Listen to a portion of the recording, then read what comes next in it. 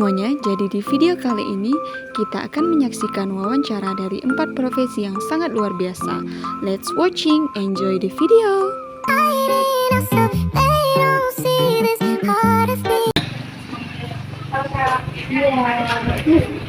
Boleh minta waktunya sebentar? Perkenalkan Kak, nama saya Veronica Yulia. Saya mahasiswa dari STKSD Persada Tulis Jurusan Hitam. Di sini saya belajar untuk pendidikan bahasa Inggris. Saya mendapatkan tugas dari dosen untuk mencari informasi tentang beberapa orang, mencari profesi beberapa orang. Jadi saya minta waktunya sebentar ya. Silakan. Sebelumnya perkenalkan diri dulu. Oh iya.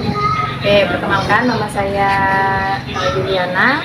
Saya sebenarnya profesi saya itu sebagai guru SMP. Dan saya juga sekaligus sebagai penjual seblak. Usia saya 23 tahun. Saya sudah Kalau boleh tahu Kak, nama warung seblaknya warung seblaknya itu kedai kopi mini 96. Kenapa sih kedai kopi mini? Karena kan memang kedainya itu nggak besar. Kemudian bisa juga untuk tempat kopi, dan 96 itu angka keberuntungan. Oh, oke. Jadi awal mula launching warung seblak ini kira-kira di umur kakak yang berapa? Oh, belum lama. Launchingnya itu ya di umur 22, karena seblak ini belum lama, sekitar 5 atau 6 bulan yang lalu lah. Tapi alhamdulillah pelanggannya udah Ya, seperti yang saya rasa ya Kak, rasanya itu luar biasa enak sekali. Selanjutnya, apa sih Kak yang alasan kakak mulai tertarik untuk membuat seblak? Yang pertama, karena seblak ini termasuk makanan favorit saya. Kemudian saya, karena itu makanan favorit saya ingin ya menciptakan sendirilah cita rasa yang khas. Kemudian yang kedua, karena seblak itu sekarang udah menjadi makanan favorit anak-anak muda, ya, dan juga yang paling utama itu karena mengikuti perkembangan zaman makanan itu. Jadi yang membuat seblak kakak ini unik dibandingkan dengan seblak lainnya itu apa? Yang pertama, seblak di sini itu prasmanan, bisa pilih sendiri. Kemudian bisa pilih level favorit. Mungkin ada yang nggak suka pedas bisa level 0, kalau masih suka pedas sedang bisa level 2, 3. Kemudian ada yang level pedas 5, bahkan ada kalau yang mau level paling di atas 5 juga diperbolehkan. Kemudian juga harganya agak terjangkau lah menurut saya, tapi tidak tahu menurut pelanggan saya. Luar biasa ya Kak. Jadi kakak itu mempunyai ide-ide untuk membuat topping lebih banyak untuk seblaknya. Kalau boleh tahu Kak, proses pembuatan seblak di tempat kakak itu gimana? Prosesnya yang pertama, kita itu membuat bumbunya dulu. Bumbunya itu dipisah, tidak boleh dicampur. Jadi kalau pas masaknya itu berdiri racik. Dan seblak di tempat kami juga bumbunya itu nggak ada pakai yang pengawet, nggak pakai saus, nggak pakai pokoknya bahan-bahan yang pengawet itu nggak. Semuanya dari bahan-bahan alami kayak kencurnya, kemudian pewarna merahnya itu nggak menggunakan saus, tapi menggunakan cabai merah yang direbus kemudian digiling gitu. Kalau untuk bahan utamanya yang kakak gunakan untuk membuat seblak itu apa? Bahan yang pertama itu kerupuk itu sangat penting, karena kalau nyeblak itu tanpa kerupuk itu kayaknya ada yang kurang. Kemudian yang kedua itu toppingnya itu harus lengkap, karena kadang-kadang orang itu suka topping yang bervariasi, kayak misalkan dumpling keju, dumpling udang, salmon, dan lain-lain lah. Pokoknya harus lengkap lah. Kalau untuk topping yang paling best seller itu apa sih Kak di sini kira-kira? Yang paling favorit, yang paling favorit itu jamur enoki, kemudian cuanki. Setelah itu ada yang paling favorit banget, itu yang cepat habis. Pokoknya kalau habis buka itu habis. Itu dumpling keju. Kak, kalau boleh tahu strategi pemasaran kakak untuk menarik pelanggan itu gimana? Kalau saya sih strateginya yang pertama, rasanya itu harus Enak ya, karena kalau udah enak pelanggan itu pasti balik lagi. Karena kadang-kadang itu anak-anak remaja zaman sekarang itu sukanya tuh yang lagi tren itu yang dicoba, yang lagi rame itu dicoba gitu kan. Tapi kalau setelah coba, kalau rasanya enak pasti dia balik lagi. Tapi kalau rasanya nggak ada ya udah pasti dia nggak balik lagi. Dan kemudian yang kedua strateginya tuh dari sosial media ya. Sosial media itu sangat penting kalau di era zaman sekarang. Kemudian selanjutnya pernah juga endorse di beberapa kayak selebgram Sintang gitu kan, seperti itu. Karena punya ide kayak gitu, karena kebanyakan orang kan juga endorse, jadi kita ikut-ikutan gitu. Dari situlah mulai terkenal. Setelah itu orang pas penasaran waktu nonton endorse itu, tapi mereka tetap balik lagi. Besoknya lagi tetap nyeblak lagi, besoknya lagi tetap nyeblak, berarti kan enak. Kalau untuk menentukan harga jual seblak itu gimana nih kira-kira? Kalau menentukan harga jual seblak kayaknya dihitung dari modalnya dulu, tapi dilihat juga dari orang-orang yang atau pelanggan yang ngambil. Misalkan toppingnya kalau ngambil banyak ya bayarnya banyak, kalau ngambilnya sedikit ya bayarnya sedikit. Dan kami juga menyediakan paket komplit dari mulai harga 15.000. Kalau 15.000 itu untuk anak sekolah, kalau yang 20 itu untuk orang-orang yang yang udah kerja dan lain sebagainya lah. Kalau untuk tantangan terbesar untuk menjalankan usaha seblak ini apa? Kalau tantangan terbesar itu yang pertama mempertahankan rasa lah ya kan, supaya nggak berubah. Karena kalau kadang-kadang ketika kita lagi nggak mood masak, kadang rasanya itu berubah. Kita lagi ada masalah, itu rasa itu kadang-kadang berubah gitu kan. Terus untuk mempertahankan rasa lagi ya belajar terus lah kan. Jadi kakak menjual seblak ini sesuai mood ya rasanya tuh. Iya, karena ini sesuai mood. Kemudian ya tantangan yang terbesar itu kadang-kadang ketika kita buka usaha ini kan rame ya. Kemudian atau orang tuh suka, nanti ada lagi orang yang buka lagi kayak gitu ikut-ikutan kayak gitu kan, misalkan gitu. Ya nggak masalah sih, karena rezeki udah ada yang ngatur. Tantangan yang terbesar itu sih kalau menurut saya. Kalau untuk kakak mengelola persediaan bahan baku untuk seblak, Kalau untuk mengelola persediaannya itu biasanya kakak pergi ke pasar pagi-pagi gitu, karena di sana tuh kalau di pasar itu kan harganya lebih terjangkau. Tapi di pasar itu lebih cepat habis karena pedagang-pedagang lainnya kan yang jual seblak itu kan carinya kan ke pasar juga, jadi harus keliling-keliling untuk ke apa namanya ke toko-toko yang jual kopi. Tapi ya banyak suka dukanya lah. rencana pengembangan usaha kakak ke depannya ini gimana? Untuk rencana pengembangannya, untuk kedepannya ya masih membutuhkan modal lebih banyak lagi supaya nanti bisa berkembang. Yang pertama setidaknya itu pengen pindah tempat. Kenapa? Karena pengen tempat yang lebih luas lagi, supaya ada area parkir lagi, karena area parkirnya itu di sini sempit dan lain sebagainya. Sebenarnya takutnya kalau terlalu sempit dan itu tidak luas mengganggu tetangga sebelah gitu kan. Karena kalau udah ramai, biasanya malam minggu itu ramai sampai parkirnya itu gak muat gitu kan. Makanya ya diusahakan untuk lebih baik lagi lah ke depannya. Semoga rencana pengembangan kakak ini bisa berjalan dengan lancar dan bisa menjadi pengusaha seblak yang sukses. Amin. Jadi kak, apa yang kakak rasakan sebagai kepuasan terbesar dalam menjalankan usaha seblak ini? Kepuasan terbesar sih karena dulu itu memang cita-citanya pengen menjadi seorang pengusaha atau seorang pedagang ya. Karena dulu tuh pernah ikut orang pengusaha, jadi tahu lah gimana suka dukanya. Tapi lebih banyak sukanya karena kita sekecil apapun usaha kita ada lupusnya. Dan ya usahanya itu belum sebesar orang lain, tapi saya yakin suatu saat masih usaha saya bisa akan besar.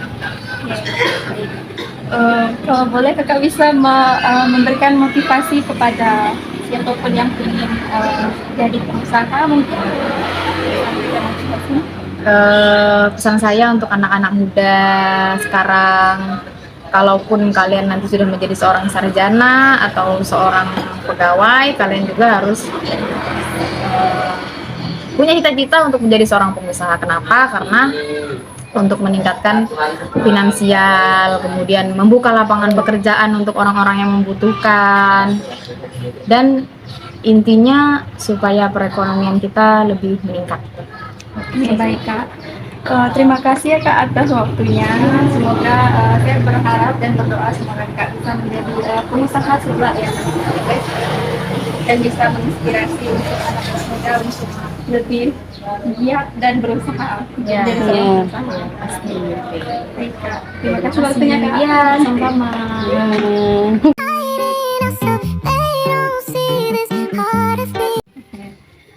Sebelumnya perkenalkan, nama saya Veronica Angelia. Saya mahasiswa dari STKIP Persada Katulistiwa Sintang. Saya dari prodi Pendidikan Bahasa Inggris. Nah, saya minta waktunya sebentar untuk mewawancarai Abang. Sebelumnya Abang bisa perkenalkan diri dulu, umur Abang dan profesinya. Oke. Perkenalkan, nama saya Kevin Sutanto. Saya di sini berhubungan, saya juga alumni dari STKIP Persada Katulistiwa Sintang, pendidikan program bahasa Inggris angkatan pertama. Jadi usia saya saat ini adalah 25 tahun dan untuk saat ini saya masih membantu ibu saya untuk menjual kue seperti itu. Ada sambil-sambilan juga seperti itu. Oke Bang, kalau boleh tahu kapan awal mula Abang dan keluarga Abang merintis untuk menjual kue ini? Untuk awal merintisnya kami di sini itu pada tahun 2003 awal merintis karir ini, sampai puji Tuhan ya sampai sekarang ini masih bertahan, masih tetap eksis. Oke, di 2003 itu Abang umur berapa ya Bang? Tahun 2003 di kala itu saya baru berusia 4 tahun. Ketika itu saya masih kecil, orang tua saya duluan yang merintisnya dan sekarang saya yang dipercayakan untuk teknisinya itu. Oke, kalau boleh tahu nih Bang, apa alasan Abang dan keluarga Abang tertarik untuk merintis usaha untuk menjual kue gitu? Alasannya itu cukup sederhana ya, karena dikala itu namanya profesi kue itu ibaratnya itu adalah profesi yang sangat mulia karena bisa memberikan orang kepuasan, misalnya mengkonsumsi sebuah makanan ataupun minuman. Jadi kami berkecimpungnya di dunia itu dan berhubungan juga ibu saya dikala itu pernah juga mengambil jurusan tata boga seperti itu. Oke, kalau boleh tahu nih Bang, apa jenis kue dan jenis-jenis yang Abang dan keluarga Abang jual? Banyak ya, yaitu seperti ibarat seperti roti kupas, itu ada roti dari buah-buahan seperti kelapa gitu juga ada. Tapi yang paling eksis itu adalah roti selai serikaya, itu yang paling eksis. Jadi untuk selai serikaya itu yang paling laris ya Bang? Iya. Oke. Bagaimana sih Bang proses pembuatan kue Abang dan keluarga Abang? Untuk prosesnya itu cukup sederhana seperti roti pada umumnya ya, hanya itu memerlukan waktu untuk tunggu dia mekar seperti itu. Oke. Kalau untuk bahan-bahan utamanya Bang yang digunakan untuk membuat kue apa aja? Bahan utamanya itu yang paling penting adalah tepung ya. Tepung untuk memadatkannya itu sudah pasti. Dan bahan-bahan kue pada umumnya. Hanya di sini memiliki ciri khas tersendiri. Oke. Gimana sih cara Abang dan keluarga Abang memilih variasi kue yang ditawarkan kepada pelanggan? Terutama untuk variasinya itu kita menyesuaikan pada zamannya ya. Terkadang ada orang yang masih era sebelum-sebelumnya, dia masih tertarik di kue sebelumnya. Kadang ada anak-anak Gen Z milenial itu suka akan namanya hal-hal baru. Jadi kita sesuaikan dengan lidah masing-masing seperti itu. Oke. Untuk memiliki kue khas atau spesialitas yang menjadi favorit pelanggan itu apa Bang kira-kira? Untuk itu kita juga berakar dari namanya suatu proses ya. Di sini saya dan keluarga itu, saya sendiri utamanya saya ya, itu adalah generasi keempat di sini. Jadi sudah ada sejak zaman dahulu. Mereka kakek moyang saya itu memang itu berproses cara pembuatannya. Jadi menentukan variasinya memang sudah dari akarnya sana. Oke. Oke Bang, untuk bagaimana sih strategi pemasaran Abang dan keluarga Abang untuk menarik pelanggan kira-kira? Untuk sekarang kan sudah canggih ya, sudah ada smartphone, sudah ada Instagram dan sebagainya. Jadi kita pasarkan di situ juga. Juga ada beberapa toko yang kami titip itu dia sama menggunakan strategi mereka. Tapi mereka mengatasnamakan toko mereka, kami titip dan kami masuk di situnya. Kalau boleh tahu apa nama tokonya Bang? Mungkin Tokonya bisa itu di-spill nama tokonya. ada toko, oh itu warung kopi Pak Ajan, toko Joy di depan apa Polsek Kota Sintang. Oh iya. Toko orang Cina itu ya Bang? Iya. Oke. Oke. Bagaimana cara Abang dan keluarga Abang menentukan harga jual untuk kue-kuenya? Nah, untuk saat ini karena harga di pasaran tuh ya sangat disayangkan ya, juga melonjak itu.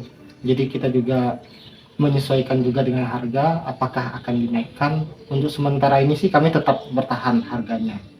Tapi jikalau masih belum stabil, tetap akan sedikit saja kami akan naikkan. Bisa disebutkan Bang misal harganya untuk kue ini misalnya.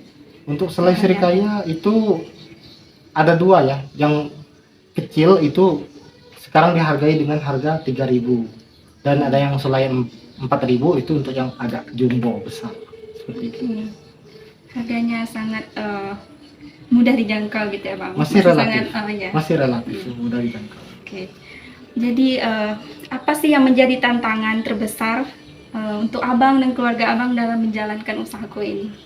Tantangan kami sebenarnya cukup sederhana, tapi yaitu harus mempertahankan kualitas dan kuantitas harus dipertahankan, serta menjaga keberlangsungan agar usaha ini tetap eksis. Oke. Begitu.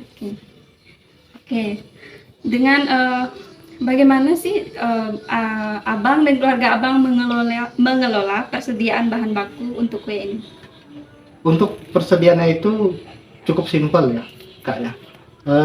Bahan bakunya itu dimana misalnya tidak mungkin dong satu hari ini langsung habis, tidak mungkin. Jadi mana yang sudah mau habis, nah itu yang kita dahulukan.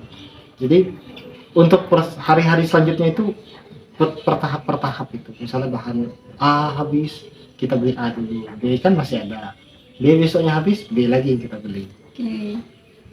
Kalau untuk belanjanya sendiri itu Bang, biasanya abang sendiri atau langsung dengan ikut keluarga Abang juga untuk belanjanya? Untuk belanja-belanjanya di sini saya dipercayakan langsung oleh ibu saya untuk belanja langsung ke pasar seperti itu.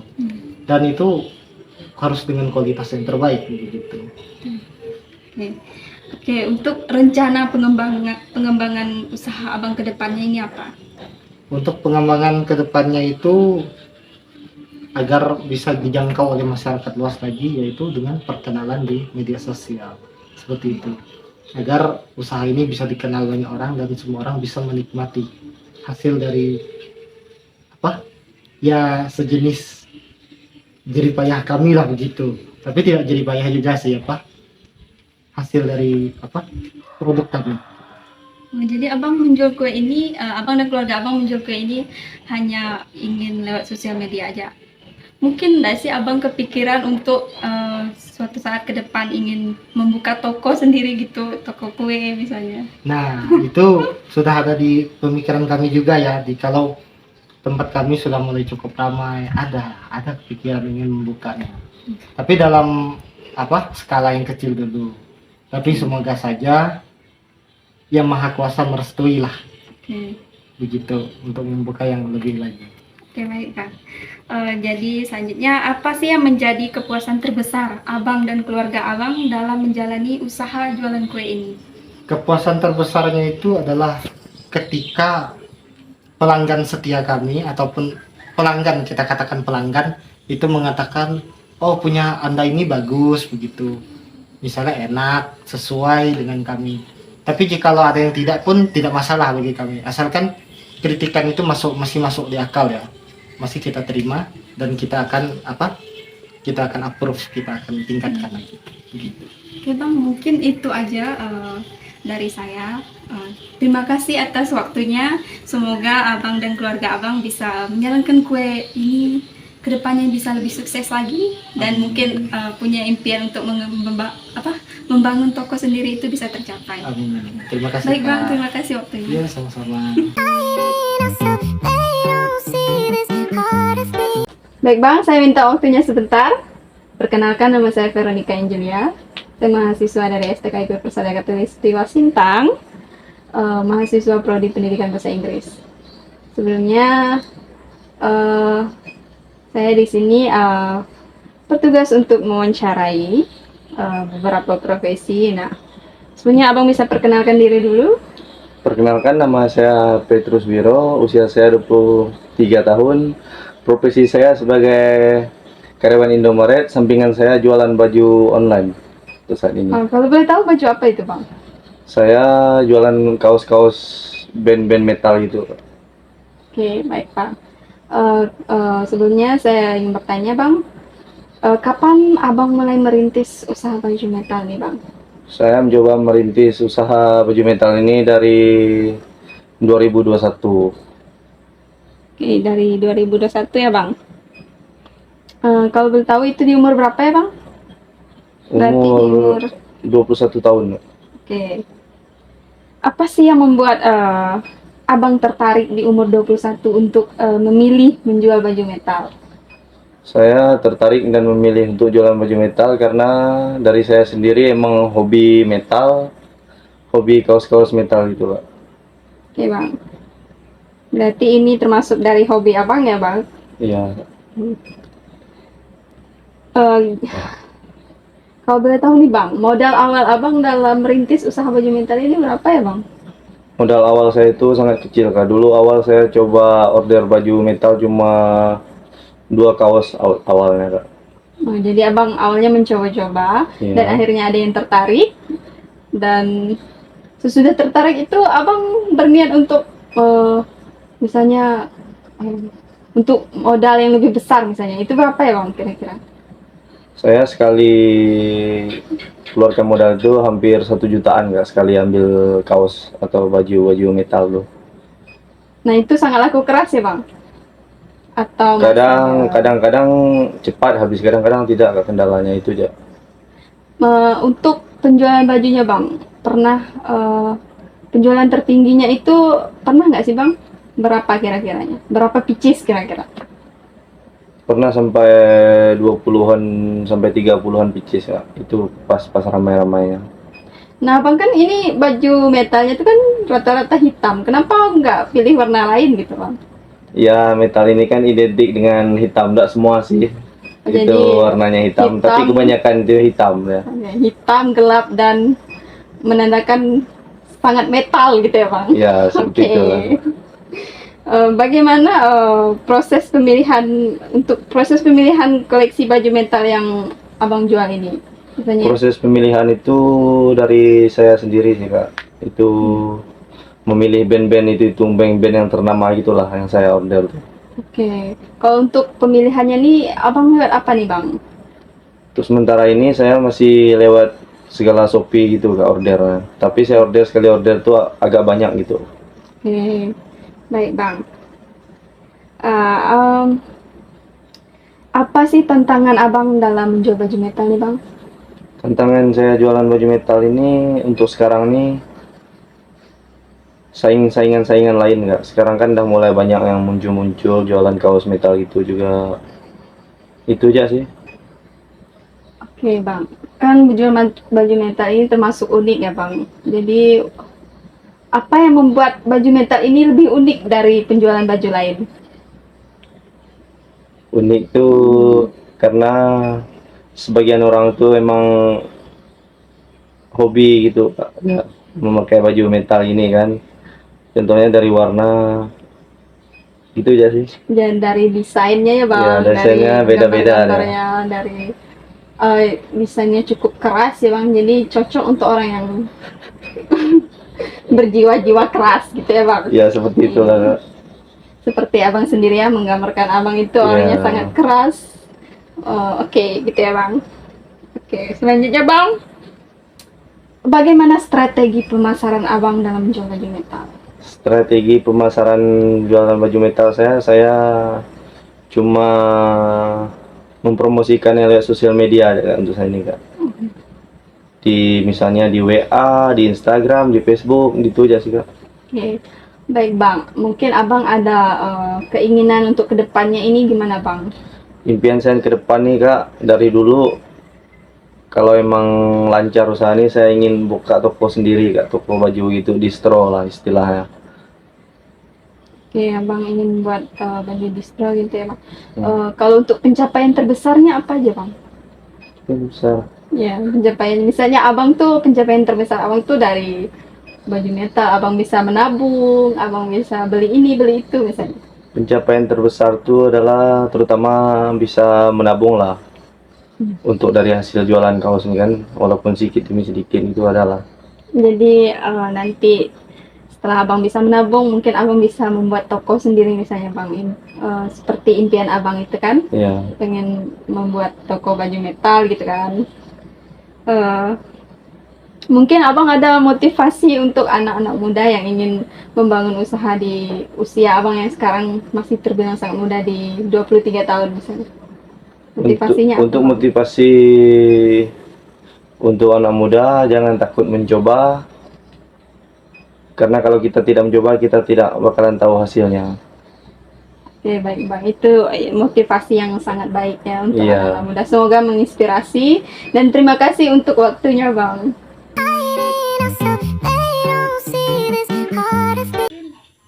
Halo semuanya, baik hari ini saya kembali mewawancarai seorang yang berprofesi. Kak, boleh perkenalkan diri dulu Kak? Halo, nama saya itu Nurmi, umur saya 30 tahun. Profesi. Profesi sih jual ayam, tapi lebih tepatnya suami lah kan, punya usaha apa?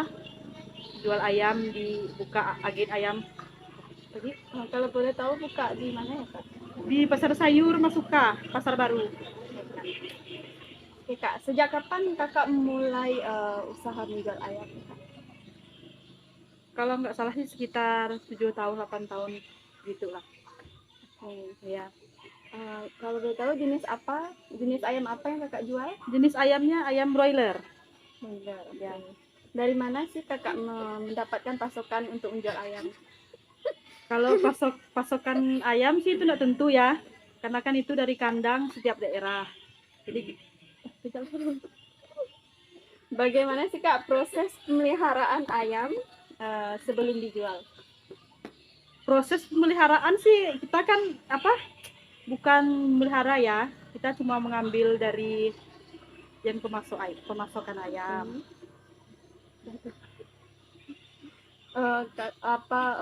Kakak dalam menjual ayam ini apakah sudah memiliki sertifikasi atau izin khusus Sudah, dari menjual ayam? kita udah memiliki surat izin dari pemerintah setempat ya, dari Bapak Lurah. Ya gitu aja. Cara Kakak dan suami Kakak menentukan harga jual ayam itu seperti apa? Harga jual ayam itu tidak bisa ditentukan karena kan setiap harinya tuh dari kandang harganya itu berbeda. Sekarang pemasarannya pas kalau ayamnya murah kita jual murah, kalau pas harinya tinggi kita jual tinggi gitu. Jadi tidak bisa menentukan harganya sekian pun tidak bisa. Bagaimana sih Kakak memberikan jaminan kualitas ayam untuk dijual ke pelanggan Kakak? Kualitas ayam sih kita pasti pilih yang bobotnya sesuai yang diinginkan pelanggan ya, karena kita di atas 2 kilo ke atas pasti ayamnya itu masih segar hidup, kita tidak menjual ayam mati. Udah. Kalau untuk memasarkan ayamnya gimana Kak caranya Kak? Pasarkan ayam kita kan pemotongan ya, jadi kita udah punya pelanggan di meja-meja, jadi kita tinggal antarkan ke meja-meja aja. Ya. Apakah Kakak sendiri memiliki pelanggan tetap? Jika iya, apa yang membuat mereka kembali untuk membeli dari usaha jualan ayam Kakak? Ya, kita punya pelanggan tetap. Yang membuat mereka membeli kembali karena kita kan selalu menyediakan ayam yang segar ya, dengan bobot ayam yang sesuai yang mereka inginkan. Yang menjadi tantangan terbesar dalam menjalankan bisnis penjualan ayam itu apa? Pesaing agen ayam lain sih, itu aja. Iya. Apa rencana kakak untuk memperluas bisnis kakak untuk kedepannya? Rencananya belum ada sih. Cuma kan kita lagi merintis yang sekarang karena kan ayam itu naik turun kan. Udah itu. Perkembangan penjualannya gimana di daerah itu pasar tuh? Kalau untuk sekarang sih bagus sih penjualan. Karena kan ayam memang lagi harganya tinggi kan untuk sekarang lagi mahal. Jadi apa enggak? Oke kak,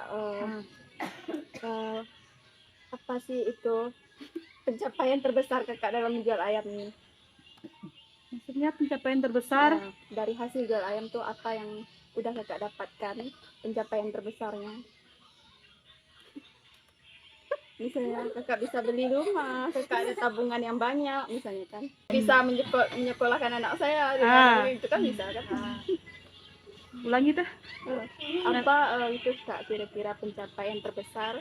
Pencapaian sih untuk sekarang belum yang terlalu gimana ya cukup untuk kebutuhan keluarga sama anak-anak sekolah aja sih. Baik kak, mungkin cuma itu dari saya. Terima kasih waktunya. Semoga penjualan ayam kakak bisa berjalan lancar dan usaha kakak kedepannya bisa lebih Amin. sukses lagi. Terima kasih. Oke.